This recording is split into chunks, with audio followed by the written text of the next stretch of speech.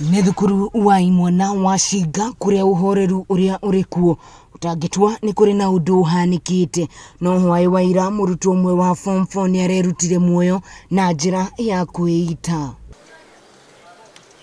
Nyũmba-inĩ ĩno ya gũkoma ya Nyati ũrĩrĩ namba 10 niho mũrutwo ũyũ arakomaga, na turathi-inĩ ĩno niho mũrutwo ũyũ areitĩire na cuka wa gũkomera. It happened after they had already slept. That is when this act was done. Our boys sleep at 10, and by 10:20 lights are off. And so this was just noted.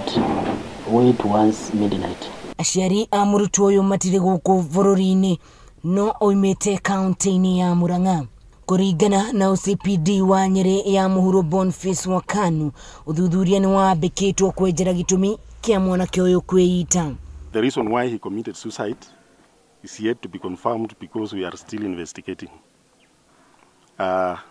Actually, the body was removed from where it was at the scene and taken to Kiriaini Hospital mortuary. I want to promise that we will update you once we are sure that the members of the family that is concerned are aware.